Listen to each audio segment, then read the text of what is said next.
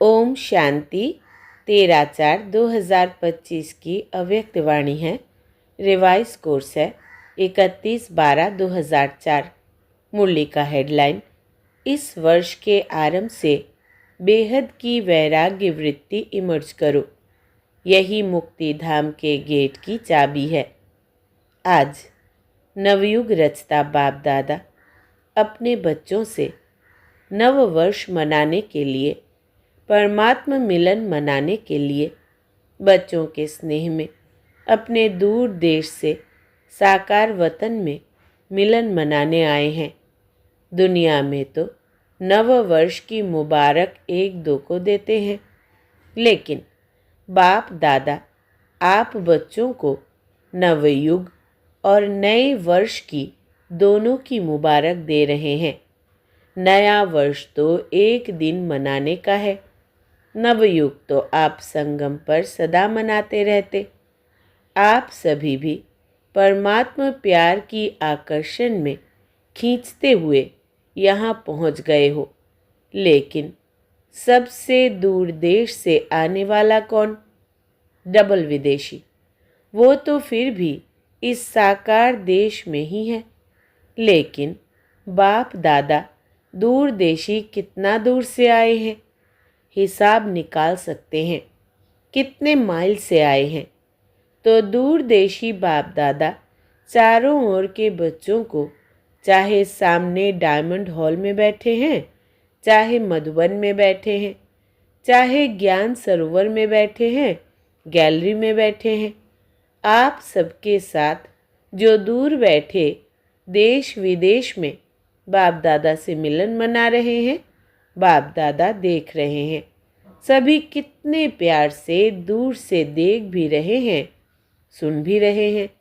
तो चारों ओर के बच्चों को नवयुग और नए वर्ष की पदम गुना मुबारक हो, मुबारक हो, मुबारक हो।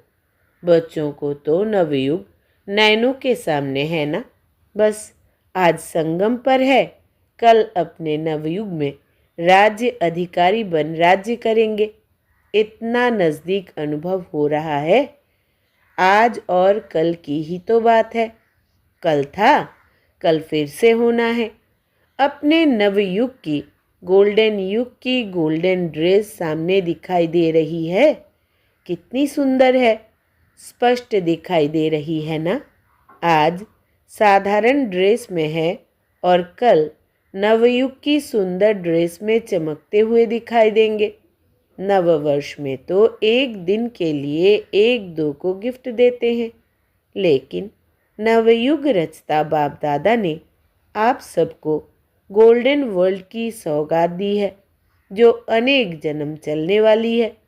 विनाशी सौगात नहीं है। अविनाशी सौगात बाप ने आप बच्चों को दे दी है। याद है ना? भूल तो नहीं गए हो ना? सेकंड में आ जा सकते हो। अभी अभी संगम पर, अभी अभी अपनी गोल्डन दुनिया में पहुंच जाते हो कि देरी लगती है? अपना राज्य स्मृति में आ जाता है ना। आज के दिन को विदाई का दिन कहा जाता है और 12 बजे के बाद बधाई का दिन कहा जाएगा। तो विदाई के दिन, वर्ष की विदाई के साथ साथ आप सबने वर्ष के साथ और किसको विदाई दी? चेक किया? सदा के लिए विदाई दी व थोड़े समय के लिए विदाई दी? बाप दादा ने पहले भी कहा है कि समय की रफ्तार तीव्र गति से जा रही है। तो सारे वर्ष की रिजल्ट में चेक किया कि क्या मेरे पुरुषार्थ की रफ्तार तीव्र रही या कब कैसे रही। दुनिया की हालतों को देखते हुए अब अपने विशेष 2 स्वरूपों को इमर्ज करो। वो 2 स्वरूप है, एक सर्वप्रति रहम दिल और कल्याणकारी, और दूसरा हर आत्मा के प्रति सदा दाता के बच्चे मास्टर दाता। विश्व की आत्माएं बिल्कुल शक्तिहीन, दुखी, अशांत चिल्ला रही है। बाप के आगे, आप पूज्य आत्माओं के आगे पुकार रही है। कुछ घड़ियों के लिए भी सुख दे दो, शांति दे दो, खुशी दे दो, हिम्मत दे दो। बाप तो बच्चों के दुख परेशानी को देख नहीं सकते, सुन नहीं सकते। क्या आप सभी पूज्य आत्माओं को रहम नहीं आता? मांग रहे हैं दो दो दो, तो दाता के बच्चे कुछ अंजलि तो दे दो। बाप भी आप बच्चों को साथी बना के, मास्टर दाता बना के, अपने राइट हैंड बना के यही इशारा देते हैं। इतनी विश्व की आत्माएं सभी को मुक्ति दिलानी है, मुक्ति धाम में जाना है। तो हे दाता के बच्चे, अपने श्रेष्ठ संकल्प द्वारा, मनसा शक्ति द्वारा, चाहे वाणी द्वारा, चाहे संबंध संपर्क द्वारा, चाहे शुभ भावना शुभकामना द्वारा, चाहे वाइब्रेशन वायुमंडल द्वारा, किसी भी युक्ति से मुक्ति दिलाओ। चिल्ला रहे हैं मुक्ति दो। बाप दादा अपने राइट हैंड्स को कहते हैं रहम करो, अभी तक हिसाब निकालो। चाहे मेगा प्रोग्राम किया है, चाहे कॉन्फ्रेंस की है, चाहे भारत में या विदेश में सेंटर्स भी खोले हैं, लेकिन टोटल विश्व के आत्माओं की संख्या के हिसाब से कितनी परसेंटेज में आत्माओं को मुक्ति का रास्ता बताया है? सिर्फ भारत कल्याणकारी हो या विदेश में जो भी 5 खंड है, तो जहाँ जहाँ सेवा केंद्र खोले हैं वहाँ के कल्याणकारी हो व विश्व कल्याणकारी हो। विश्व का कल्याण करने के लिए हर एक बच्चे को बाप का हैंड, राइट हैंड बनना है।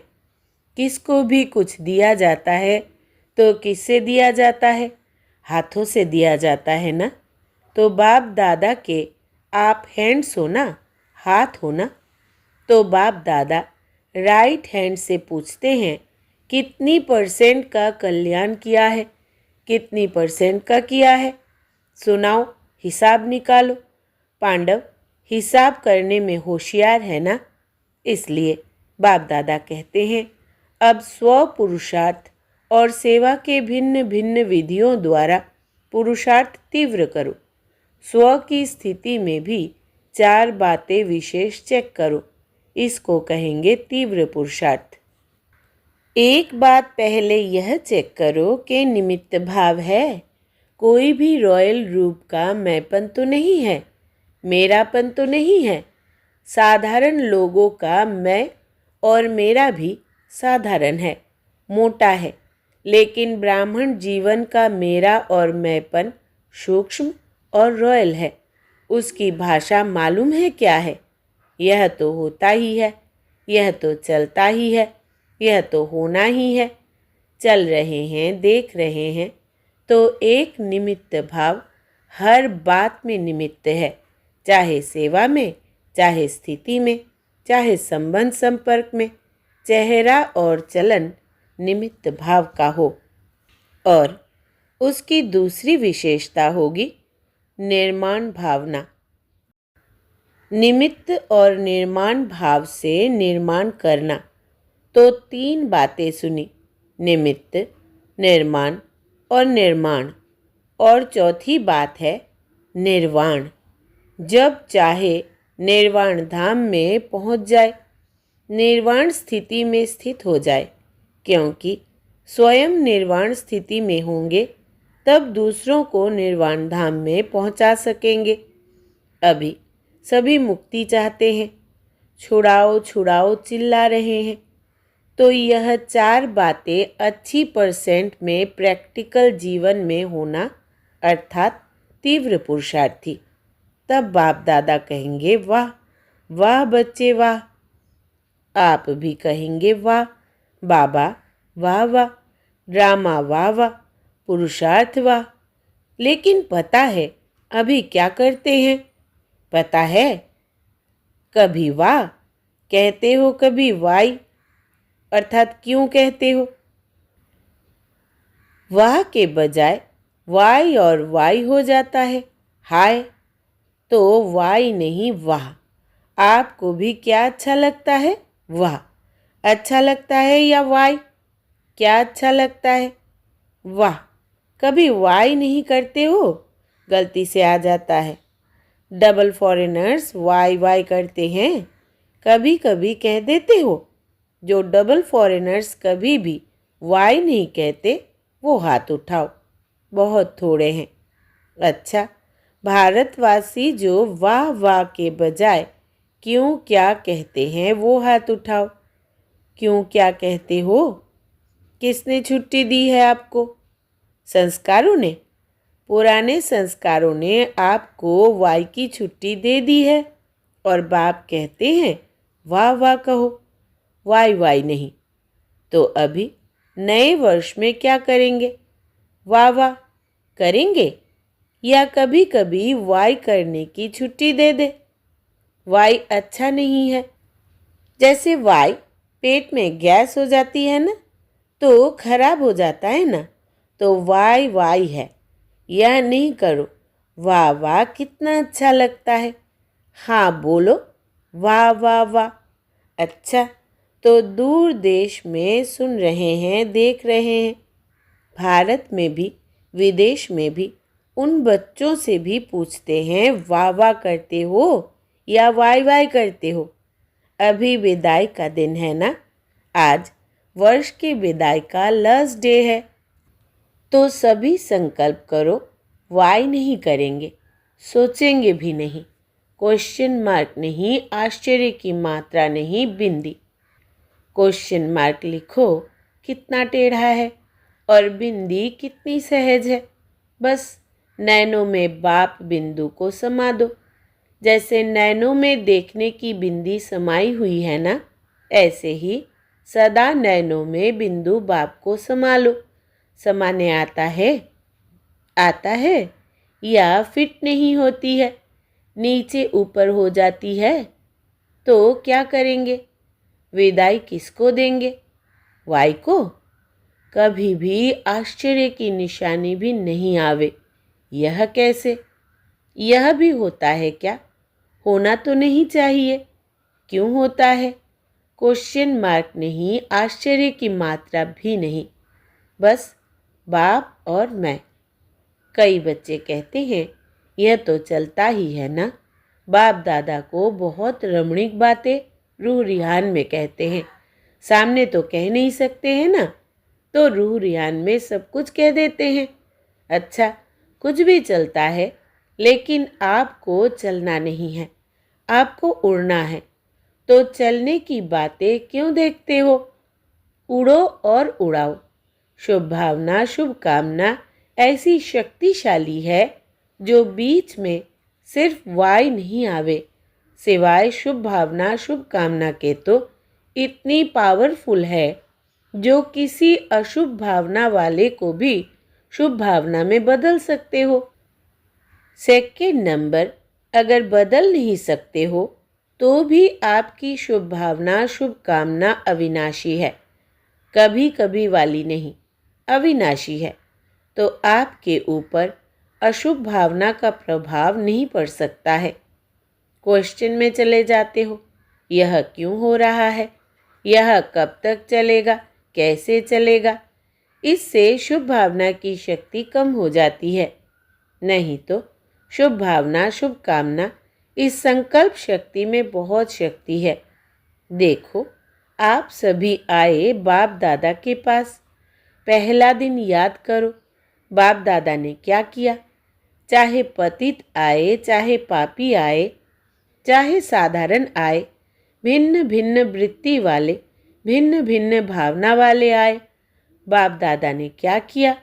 शुभ भावना रखी ना। मेरे हो, मास्टर सर्वशक्तिमान हो, दिल तख्त नशीन हो, यह शुभ भावना रखी ना, शुभ कामना रखी ना। उससे ही तो बाप के बन गए ना।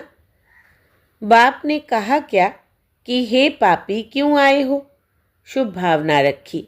मेरे बच्चे, मास्टर सर्वशक्तिवान बच्चे, जब बाप ने आप सबके ऊपर शुभ भावना रखी, शुभ कामना रखी, तो आपके दिल ने क्या कहा? मेरा बाबा। बाप ने क्या कहा? मेरे बच्चे। ऐसे ही अगर शुभ भावना शुभ कामना रखेंगे तो क्या दिखाई देगा? मेरा कल्प पहले वाला मीठा भाई, मेरी सिकिलधी बहन बहन परिवर्तन हो जाएंगे। तो इस वर्ष में कुछ करके दिखाना, सिर्फ हाथ नहीं उठाना। हाथ उठाना बहुत सहज है, मन का हाथ उठाना, क्योंकि बहुत काम रहा हुआ है। बाप दादा तो नज़र करते हैं, विश्व की आत्माओं के ऊपर तो बहुत तरस पड़ता है। अब प्रकृति भी तंग हो गई है, प्रकृति खुद तंग हो गई है, तो क्या करे, आत्माओं को तंग कर रही है। और बाप बच्चों को देख के तरस में आ जाते हैं। आप सबको तरस नहीं आता, सिर्फ खबर सुनकर चुप हो जाते हो। बस इतनी आत्माएं चली गई, वो आत्माएं संदेश से तो वंचित रह गई। अभी तो दाता बनो, रहम दिल बनो। यह तब होगा, रहम तब आएगा, जब इस वर्ष के आरंभ से अपने में बेहद की वैराग्य वृत्ति इमर्ज करो। बेहद की वैराग्य वृत्ति, यह देह की देहभान की स्मृति, यह भी बेहद के वैराग्य की कमी है।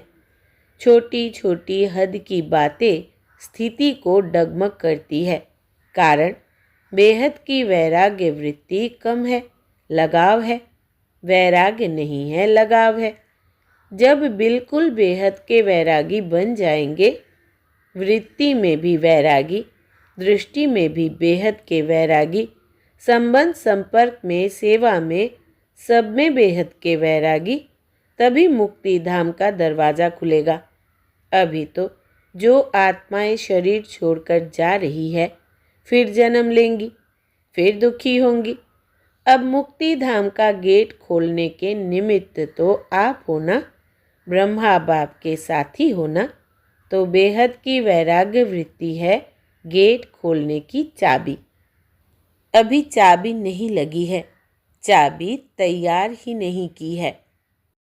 ब्रह्मा बाप भी इंतज़ार कर रहा है, एडवांस पार्टी भी इंतज़ार कर रही है, प्रकृति भी इंतज़ार कर रही है। तंग हो गई है बहुत। माया भी अपने दिन गिनती कर रही है। अभी बोलो, हे मास्टर सर्वशक्तिवान, बोलो क्या करना है। इस वर्ष में कोई नवीनता तो करेंगे ना।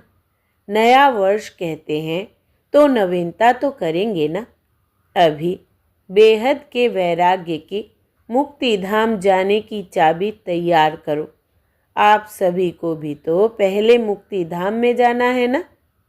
ब्रह्मा बाप से वायदा किया है, साथ चलेंगे, साथ आएंगे, साथ में राज्य करेंगे, साथ में भक्ति करेंगे। तो अभी तैयार करो। इस वर्ष में करेंगे कि दूसरे वर्ष चाहिए। जो समझते हैं इस वर्ष में अटेंशन प्लीज़, बार बार करेंगे वो हाथ उठाओ। करेंगे, फिर तो एडवांस पार्टी आपको बहुत मुबारक देगी। वो भी थक गए हैं। अच्छा, टीचर्स क्या कहती है, पहली लाइन क्या कहती है। पहले तो पहली लाइन के पांडव और पहली लाइन की शक्तियाँ जो करेंगे वो हाथ उठाओ। आधा हाथ नहीं, आधा उठाएंगे तो कहेंगे आधा करेंगे। लंबा हाथ उठाओ। अच्छा, मुबारक हो, मुबारक हो। अच्छा, डबल विदेशी हाथ उठाओ।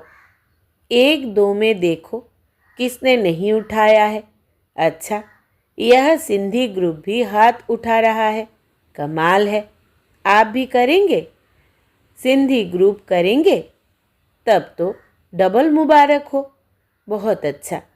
एक दो को साथ देकर शुभ भावना का इशारा देते, हाथ में हाथ मिलाते करना ही है।